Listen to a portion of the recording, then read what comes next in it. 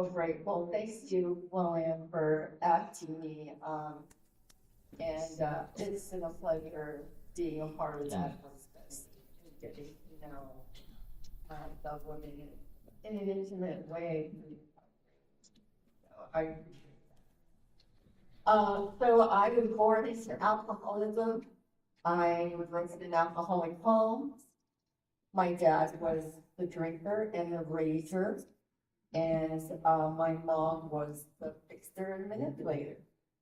And there was a lot of violence results, so I grew up with a lot of fear and a lot of depression. And how I tried to survive that was to stay invisible, stay out of the way. It felt like growing up in a landmine that any day the rules change and you step in the wrong spot and you get blasted.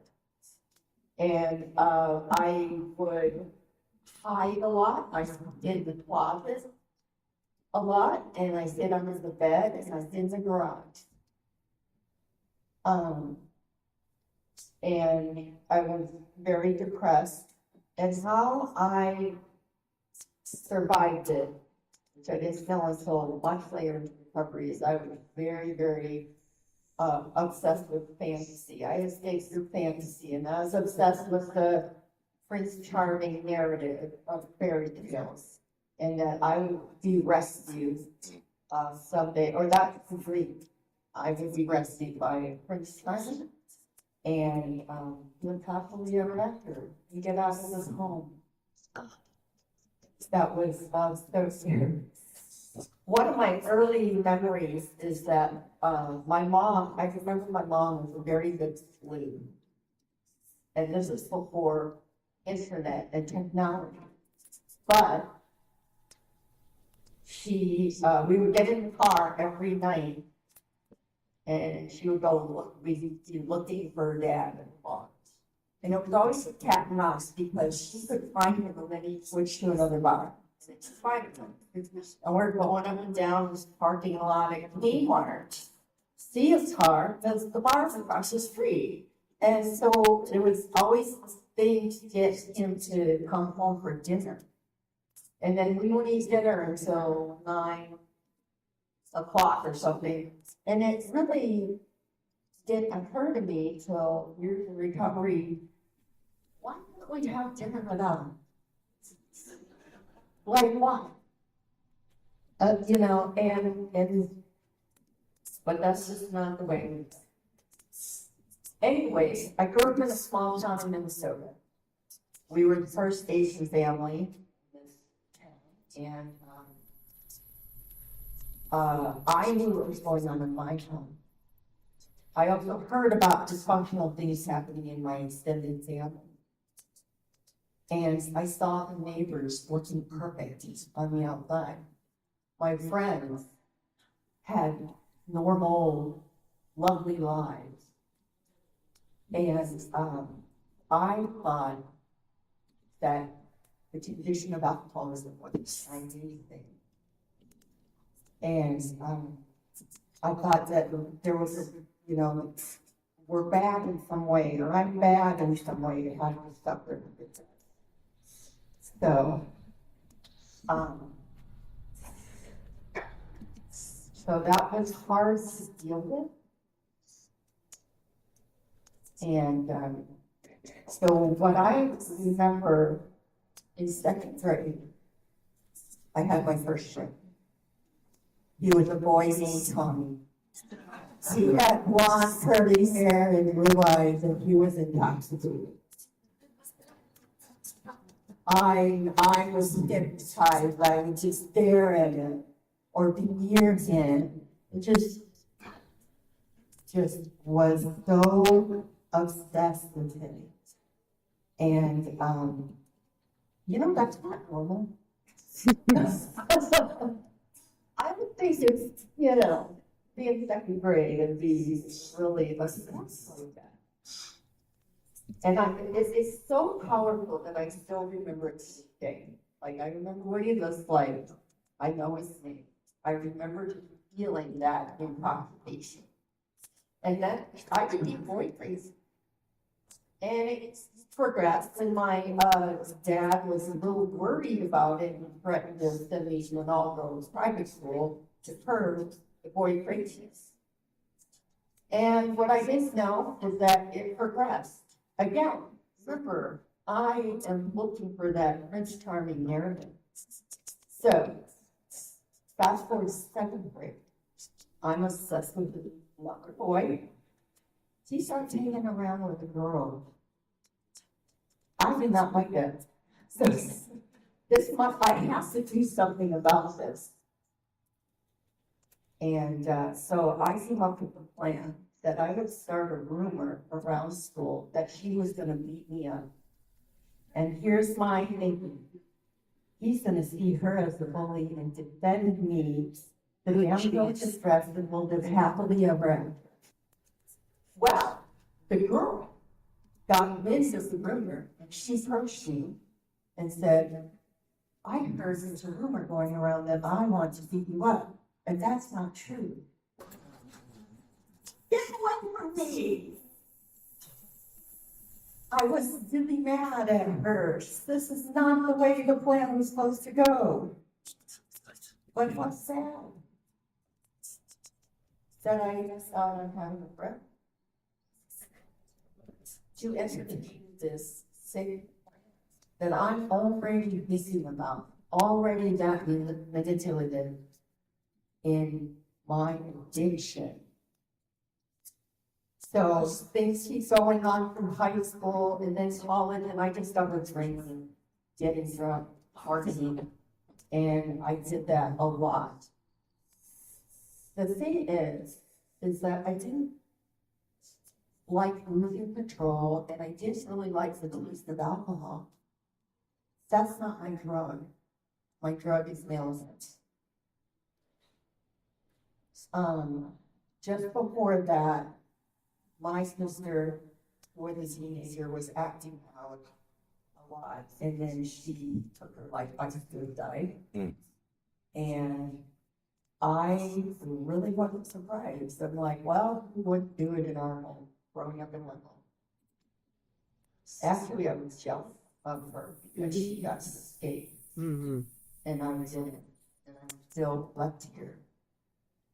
But I decided that I wouldn't commit suicide because I couldn't put my drug in the legs yet. So, okay, carry on with looking for the Prince Charming. And as I get older and through becoming a young adult, it was me more.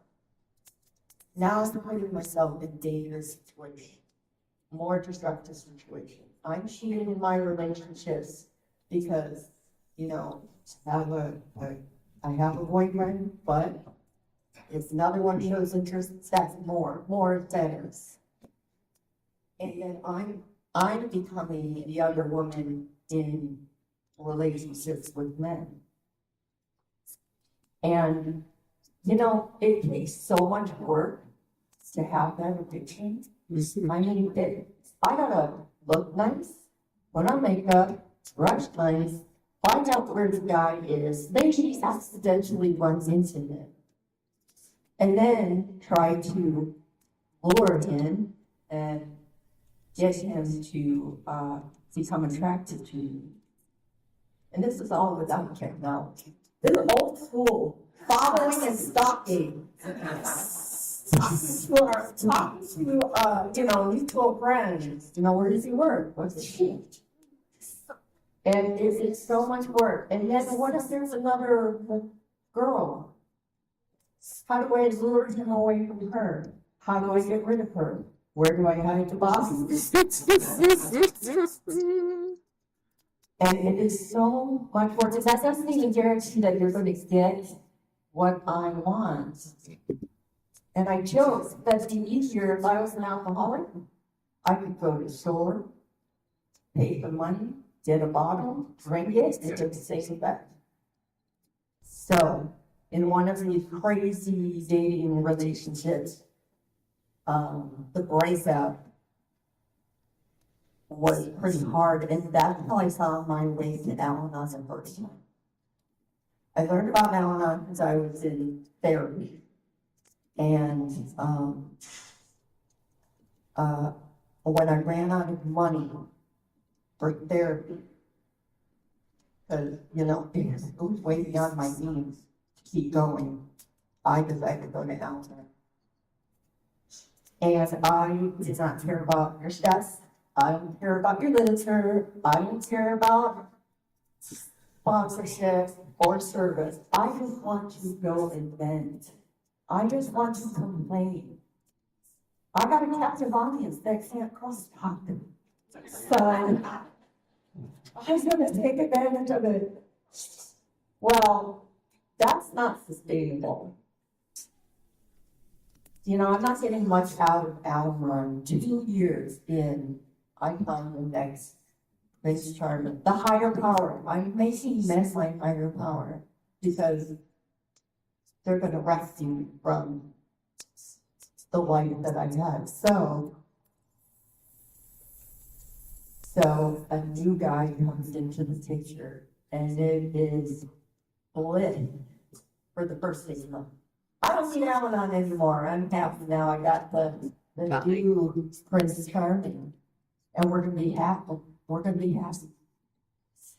Well, after the first 6 months of bliss, the next 6 months was like starting to go down in flames, and it went down pretty fast. And at the end of the year, he broke up with me. And it was harsh. It was harsh. He said the words, "You are clingy and pathetic, and I don't want anything to do with you."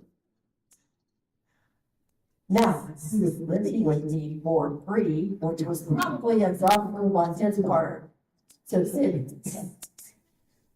But anyway, it broke me. Because when you keep making men your higher power, and they reject you, or they're disgusted by you, where's the hope? Where's the will to live? And then I became suicidal. And at that point, I wasn't even thinking about putting my brother through it. I just wanted to end me. I'm tired of living this way. It's a straw that broke the camel's back, because before, after a breakup, I just keep looking for the next one. The next one. Well, this time, there was no more. I was just hopeless and said, I'm worthless. So it must be me. So anyway, that's my step one. I came back to Al-Anon, broke with the GOT, it's desperation, surrender, and said, I will do anything. Said I need to live. It was really a matter of life and death. So I asked someone to be my sponsor. She says, let me pray about it for a month. I was, a month? Are you saying a month? And then, of course, I'm like, well, I can't ask anyone else. She might say yes. So I just feel like I'm, in this hallway waiting for her answer. And I want to say, if I remember correctly, that's when I started doing the blueprint for progress by myself. Like, I gotta do something while I'm waiting for a month. Anyway, she comes back a month later and says, okay, I would agree to sponsor you, but the way we're gonna do it, we're gonna talk every day for 30 minutes. Oh, maybe I should pray for a month. I didn't know that.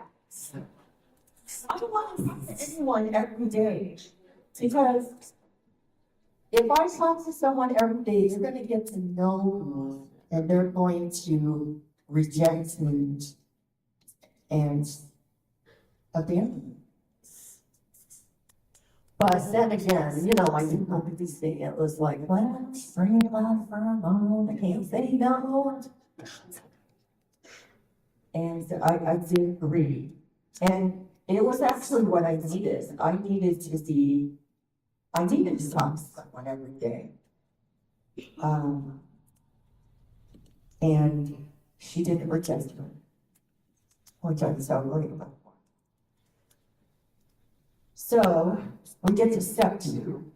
And when I grew up, there was no religion in my home. There was a lot of religion in our community. Everyone went to church, like a ghost town on Sunday morning. We're the only one there for a couple hours. So I was playing outside as a kid with a neighborhood boy who lived across the street, and he said to me, "You're going to hell because you're not baptized." Whoa. Uh-oh. How do I fix that? So, it was 1970s. So I decided to watch the televangelist on TV every Sunday morning. And I would do what they say. They would give out free things if you rise to something. I sent my allowance. Help Oral Roberts, Philippines University. And I thought, okay, maybe I will go to home, even though I'm not baptized. But I'm doing this full work. But I was praying, and I was praying for 6 hours, or get me out of this home. Make it different, and it wouldn't change. And then I began to resent God. Oh, well, you don't care about me. You don't care about the suffering that we're going through, so I'm going to cut you off. So when I came into this program, I had definitely a very, very punishing God. So when we got to step 3, my sponsor was trying to help me find a God of my understanding. And in this discussion, she asked me at one point, "What do you call a male gendered God?" No, absolutely not. Men have abused me, used me, betrayed me, lied to me. I don't trust men. God, please, no. And then she said, "Well, what do you think about a female gendered God?" I went, "Oh no, I hate women more than men." And then I had to start with the qualities of my dog. Because I had a female dog and I had a male dog, and neither one of them hurt me. They were loyal. They were affectionate. They loved me. That's it. So that's how I started with the God of my understanding, was on those qualities, and it developed from there. Around this time, I learned in the program that I don't trust in such unacceptable behavior. And one time, I was at dinner at the restaurant with my mom and dad, and my mom was talking to I think she was the manager of the restaurant. They knew each other, and they're speaking Chinese to each other, which I don't speak or understand. And they are pointing at me and laughing. And I knew it was negative. And then I asked my dad, "What are they saying?" And he's like, "Oh, they're talking about how fat she's gotten." And they're pointing at, they were talking about my face getting fatter. And boom, that unacceptable behavior message came through. And I walked out of the restaurant. Sat in the parking lot. This was before cell phones and Ubers and everything, and I sat in the parking lot. I'm like, how am I gonna get home now? And I'm not did you see that after not accepting unacceptable behavior. So I just sat in the parking lot, like, should I go across the circle to you?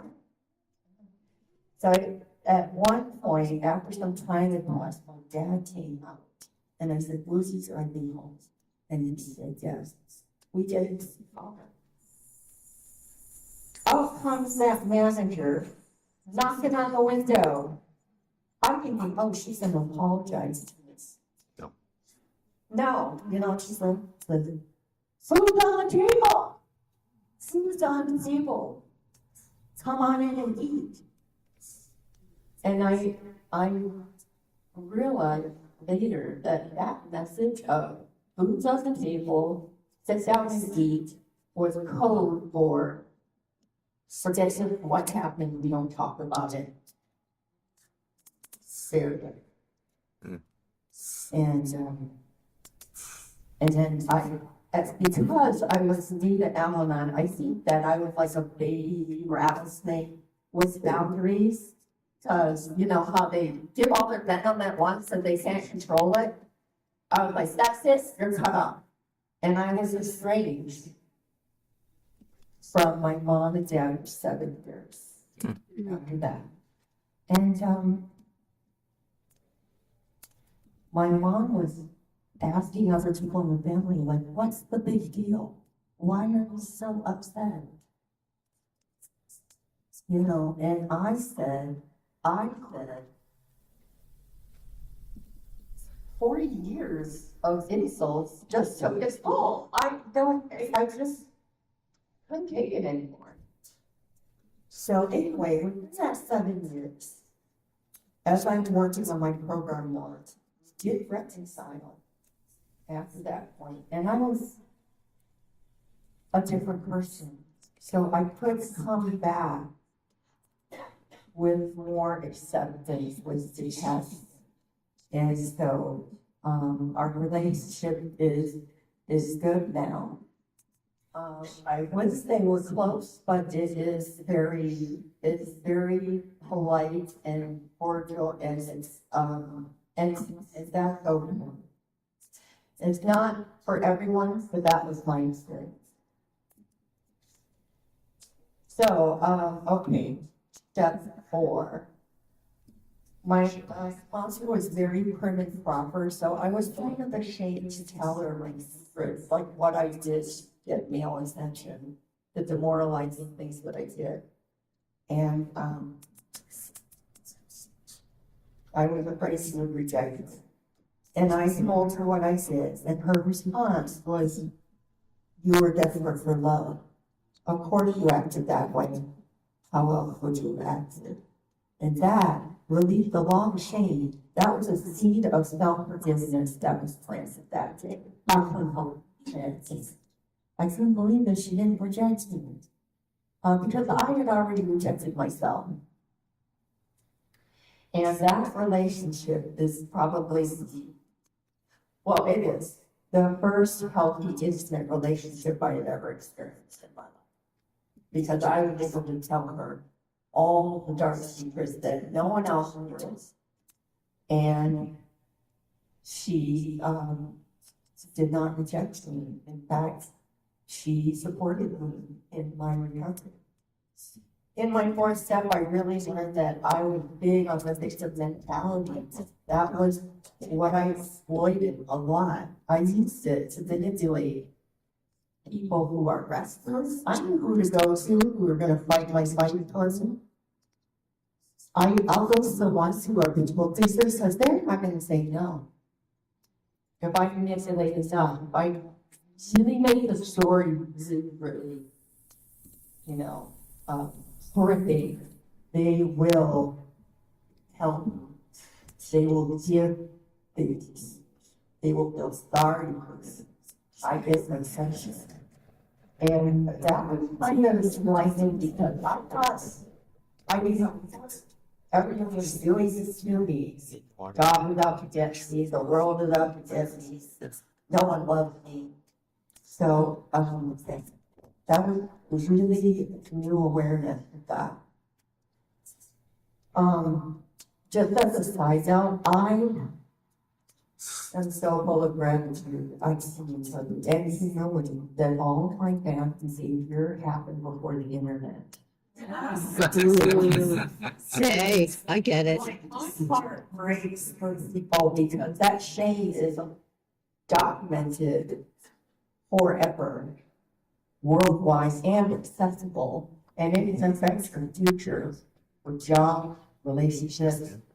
And I know with my crazy and compulsion for male attention, I would definitely be one of those people that fall for a catfish and go meet the guy at the mall. And he's gone. And I was not there. And I'm powerless over that for the deed of today.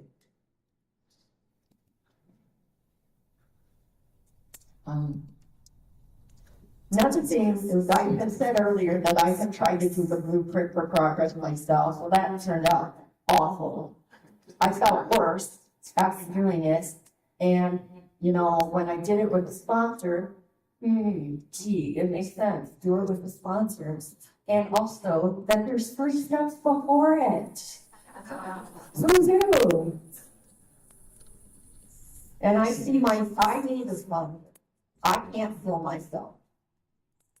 And my sponsor reminds me of a famous dog trainer on TV that has that keen sense to detect where the dog is going to go from fear, panic, attack within less than a second.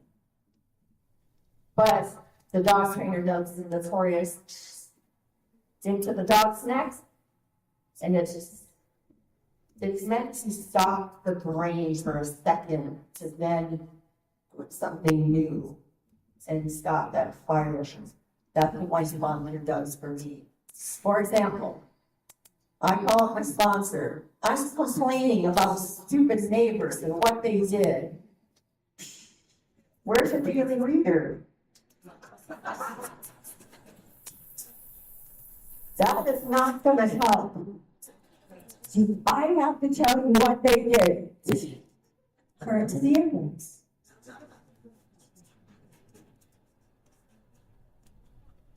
The index, there is nothing in the index under stupid neighbors. Let's look up detachment. Let it go, let it gone. Okay. We read something. What does this paragraph mean to you? Okay. And by the end, I'm not in the fear of panic attack mode. The neighbors get to live. I don't have to go to jail. Win-win. So, I'm so grateful to respond. Step 5.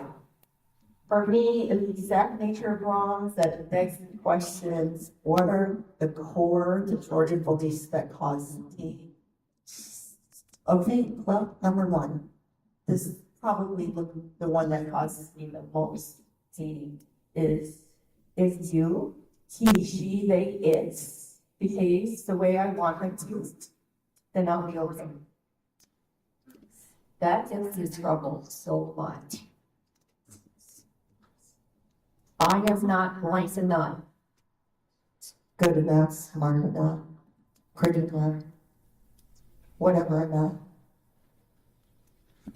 The next one is false evidence of being real. In here, false evidence is fact. And then when I act on that false evidence, it causes so much wreckage. Feelings equal facts. I used to believe that what I felt was fact. If I feel like a piece of crap, it means I am a piece of crap. And I learned in this program the difference between guilt and shame. Guilt, I made a mistake. Shame is I am a mistake. Before, there was no difference between the two, so mistakes were not tolerated. And that list is the exact means for my mom. This step also connects me back to step two. Because if I'm in the, if you teach me they, it's the government, everyone, traffic are gonna behave the way I want them to, I need to go back to step two and say, what have I come to believe?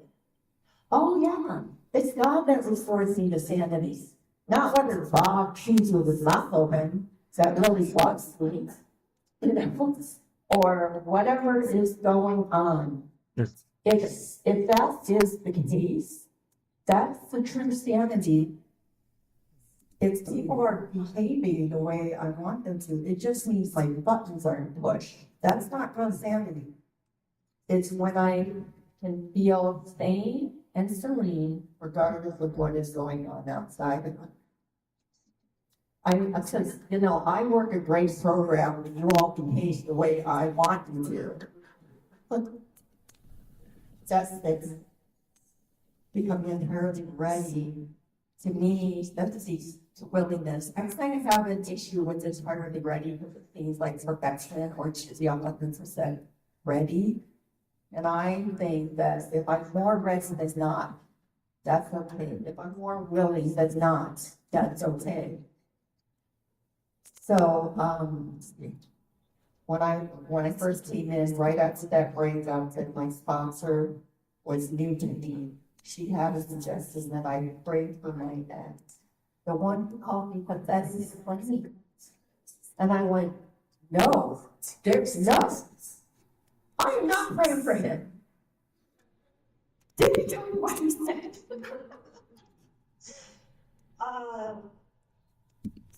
And I said, maybe if I marry his friends or win the lottery, I may say a little prayer for him, but I don't even know them. But what I learned too about willingness is I not to pray for his happiness. I get to start where I'm at. And that's when I heard about the son of a bitch. I would say, God, help the son of a bitch. Amen. There. Because that's a little bit of willingness, and God can do a lot with a little bit of willingness. That's what this program asked of me to be willing. It took me 2 years to pray for him to get to let go of resentment. So, okay, on to step seven. Help me ask them my shortcomings. I had a very distorted definition for humble and humility. So it took a long time to redefine humility. And today it means for me being right-sized and teachable. Being right-sized. I was always superior or inferior to whoever I am comparing myself to. There's no right sides. Because everything's a competition. When we were kids, me and my siblings used to fight a lot, all the time. I mean, even that we saw out here, fight a lot. That was just what we did too. And my mom would always correct us all the time when we fight. But if you don't stop fighting right now, this thing is so hot. And I'm gonna die of stroke. And then you're gonna be sent off to Hong Kong to be raised by your uncle and auntie. It's in our will. Oh, jeez. On this program, I was more afraid of going to Hong Kong than killing my mom. I couldn't wait till I was 18 where they can't be shipped off to a foreign land that you know nothing of, with strangers never met. But the thing is that when you hear that a lot, and I hear that a lot, I think I'm powerful, so powerful that I can kill my mom. If I think I'm that powerful, then I am powerful enough to fix you, change you, make this happen.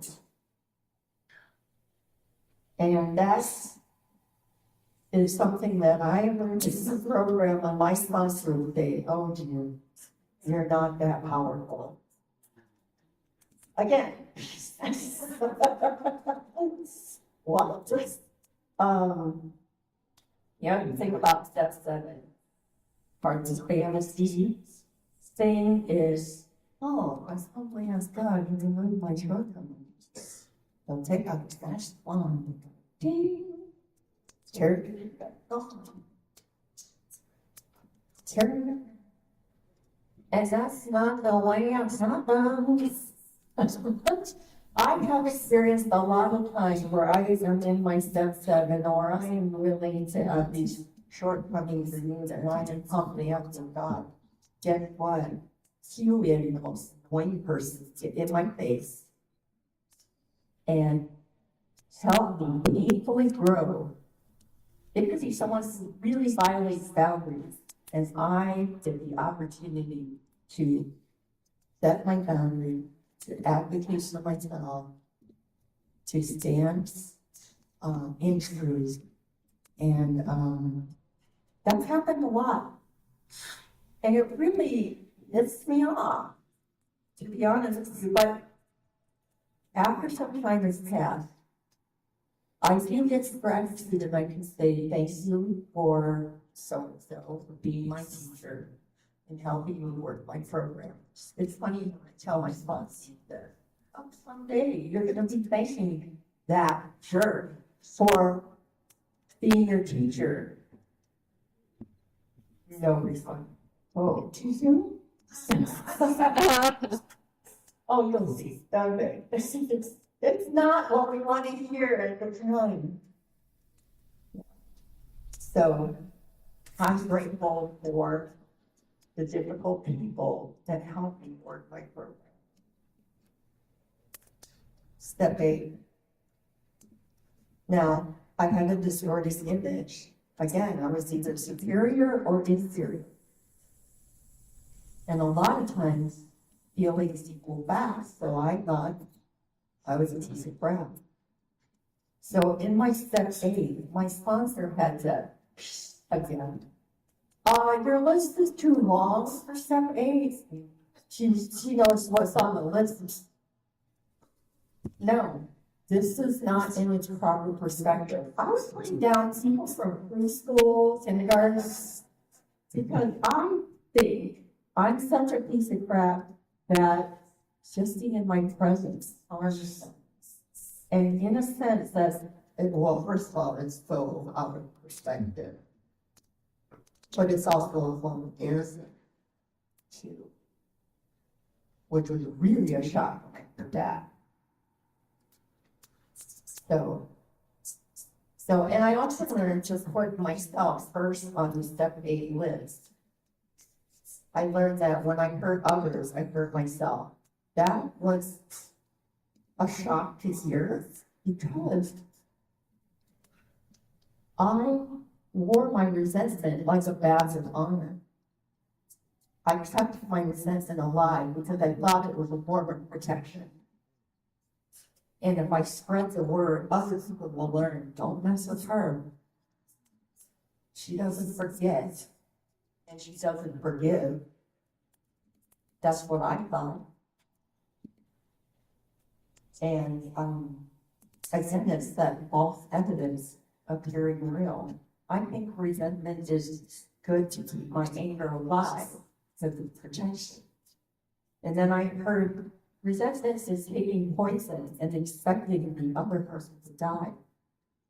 I heard resentment ruins its anger, which holds us. And I had to give that up. When it came to step 9, the way I usually make amends to myself is always the living amends, which is working the program. And all that includes self-care, honesty, and so forth. But my first direct amend was to a couple of corporations that I used to work for. And I stole it when I worked for them. And I wrote checks to pay them back.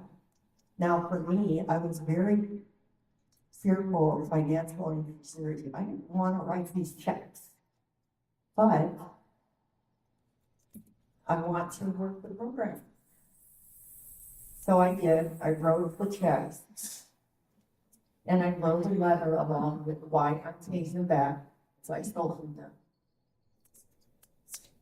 And again, my fantasy is, oh, they're big corporations. They don't need the money. Maybe they won't have checks. And I still have my night with them. No, they haven't. I didn't even get a face, for like, thank you for paying us back. Sold from us 20 years ago.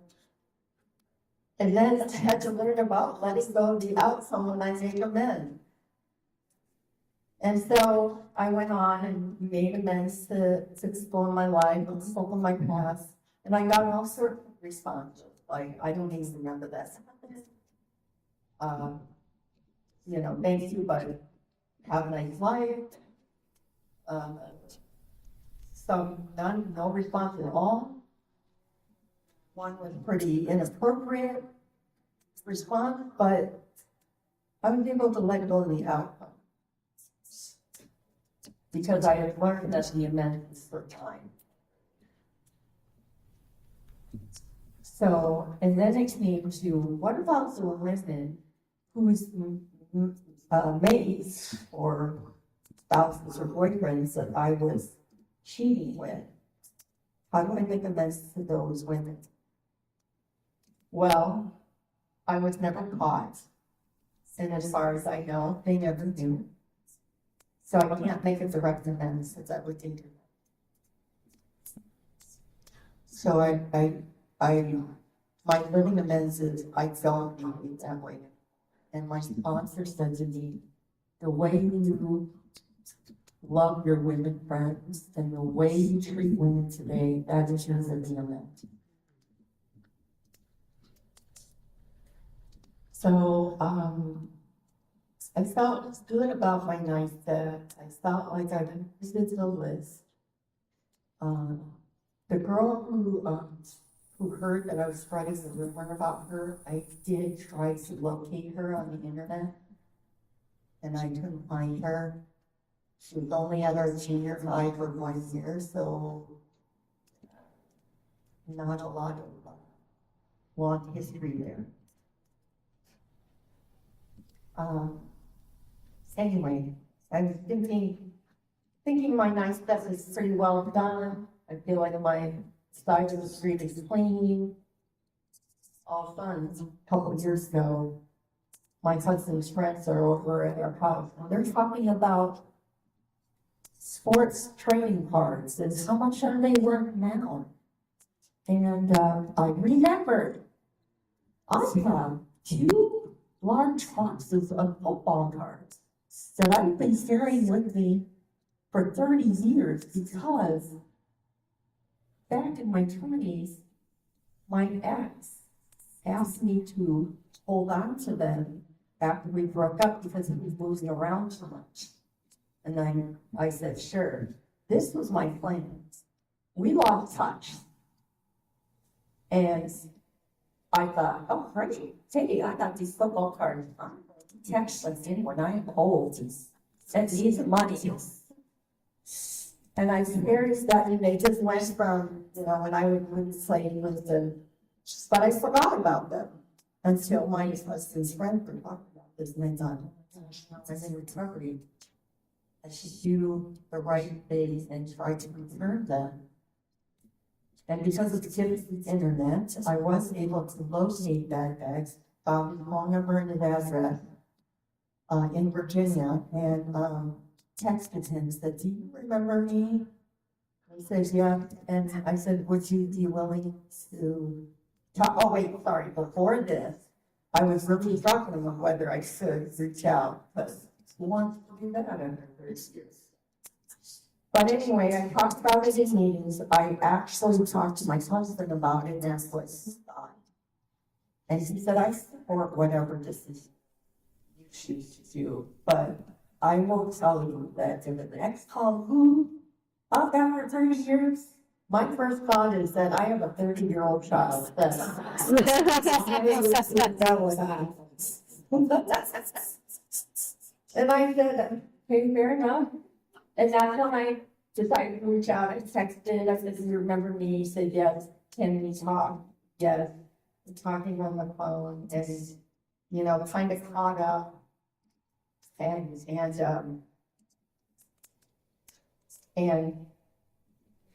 told him about the football tournament that I had. He didn't remember. But then he did a lot of drugs. So he was in prison for a while. And he told me that he found NA, worked at programs, he's a sponsor. And I got to help him, my Sunny and Al-Anon. And it was really cool, really full time.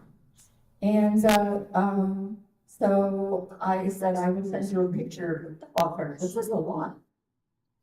It astounded me that I didn't remember, but anyway, I told him that I was struggling about reaching out to him. Instead, I talked to my husband, and he said to me, if someone had reached out to me after 30 years, I would think that I have a love child. That I know that. He said, that's what I thought.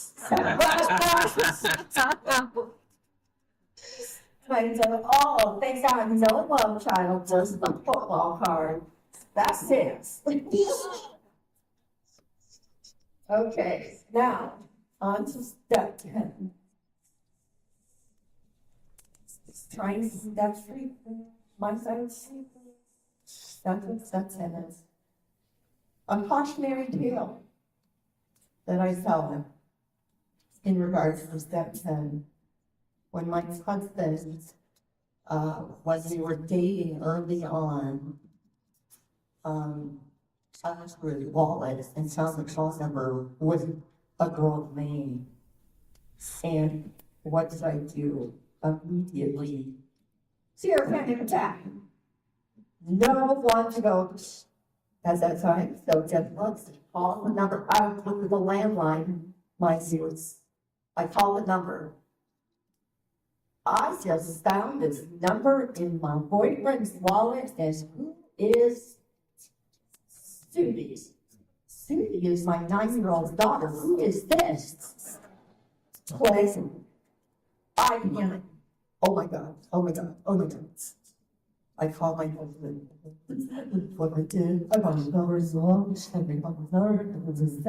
And he said, that phone number is the name of a classmate of his daughter. They were going to exchange numbers to arrange a play date.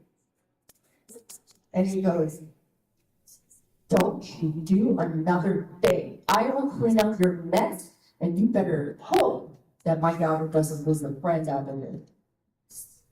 I had to make amends to him, had to make amends to that mom, and the embarrassment, shame. I brought it to a meeting and did defense that and said, this is what happened. This is the scam that false evidence is very real does. The false evidence is cheating. And then I go act on that. And the refuge that the caught. Thank God. My stepdaughter didn't lose a friend. But it could have very well done that way. And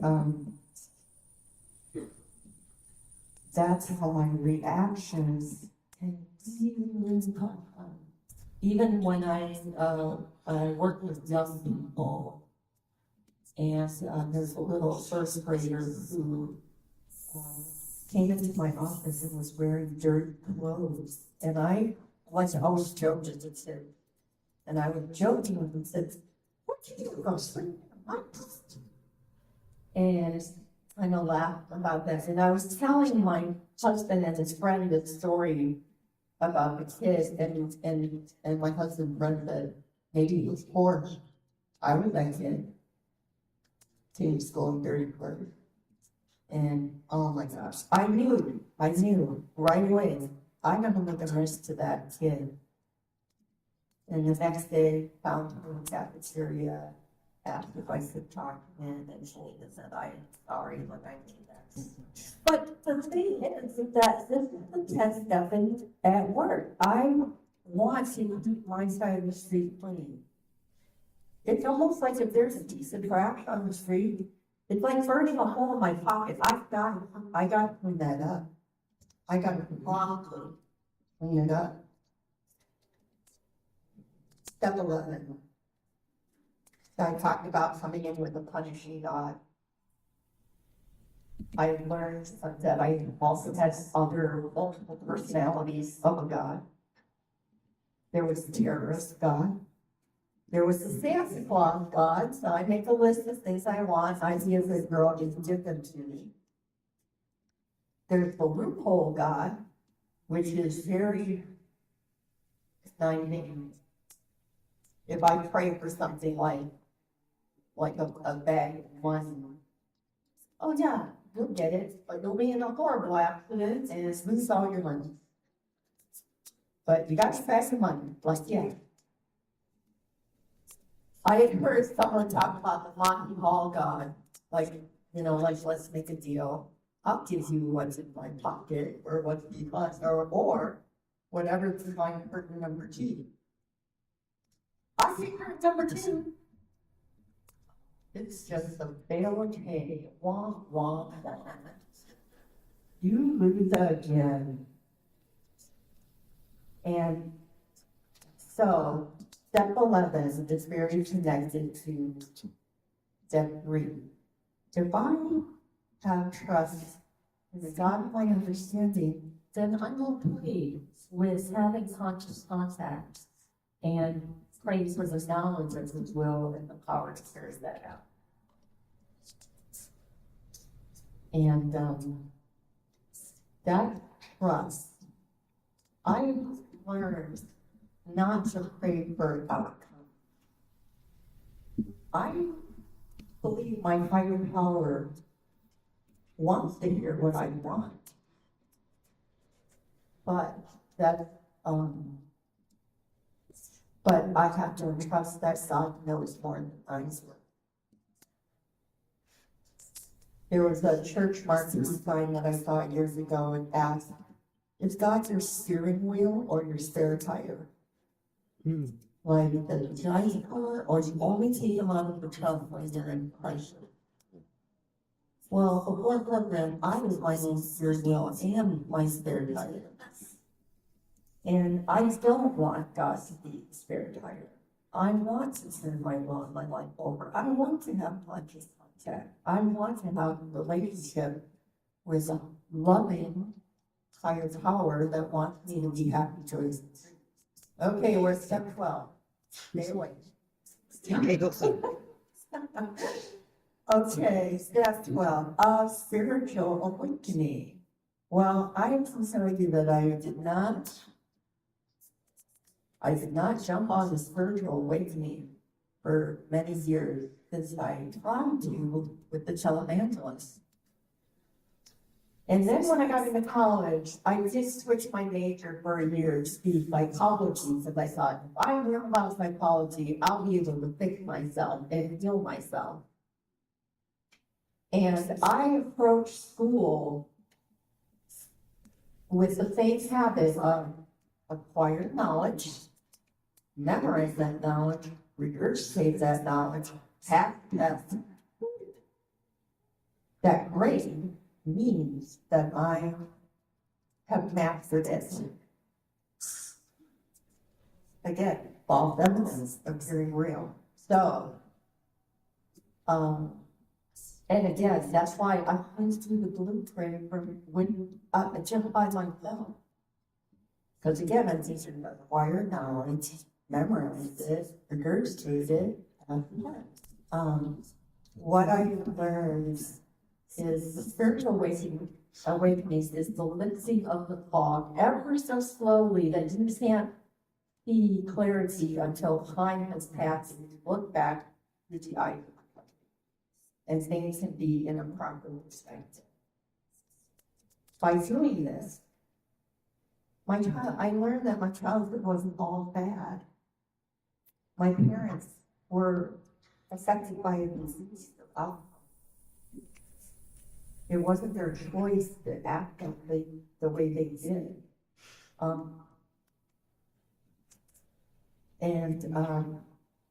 You know, I learned that, again, trying to intellectualize in an academic way the program is not going to get us started. There's a saying that says, figure it out. Figure it out is not an Al-Anon slogan, as says in the Real Serenity. Also, trying to figure out God's plan is like my dog trying to program the VCR. And I have to remember that I have a listen to you. So that's why there's so much that needed for me to trust and have faith. I also, this is a big one, this is a big spiritual awakening. That ex-boyfriend who broke up with me, I know in the 12 steps that was God doing for me what I couldn't do for myself. It had to be that harsh for me to surrender. He had to be that mean to get me to surrender. And the thing is, he broke it off with me. I was not broken it off with him. I would have stayed for the next 40 years trying to recapture the first 6 months of bliss. Back then, I thought it was the end of the world. There's no reason to live. And then through the spiritual awakening, it was the best thing that happened to me. So they brought me back to Al-Anon, which begins of desperation. I used to get a lot of just pain relief from the first time I went to Al-Anon, but the second time, by working the program, I can get so much more than just pain relief. My life was so good. Everything good that's in my life now is because of this program. Carrying the message. I learned that I can carry the message by living by example. If I'm having a bad day, then I can carry the message by saying good morning. And practicing these principles in all my affairs. I heard if I am not practicing the principles of this program, then I am practicing the principles of my family of origin. Ooh, that scared me. I mean, you don't even have to stay coming back. You should think that. So be like, all right, I will not quit. Because the family of origin stuff is my default. And before a program, I placed God in my own life and in yours. I wanted to control the world with everyone in it. I seem to believe that Hannah is restored Hannah to sanity. Terrible idea. Don't recommend it. I made the decision to turn my will and my life over to Hannah every day. Horrible. Horrible idea. I fractured myself. No. Bad idea. I believe that Hannah could remove her own character defects. Doesn't work. I learned about the 3 C's. I can cause it, I can't control it, and I can't cure it. My Al-Anon disease is one of distorted thinking, obsession, and control. I can't cure it. And if it runs my life, this disease becomes a killer for the doctor. At best, my disease is always in remission. In order to keep it in remission, I have to take my daily medicine of Al-Anon. And that, I don't want to forget. I don't want to have that false evidence that I've got it. I don't need this program. I know everything. I'll go back out and make others feel my higher power and compare myself to others. and all the crazy stuff that comes along with it. So I just want to thank you so much for being a part of my recovery and letting me share with you today.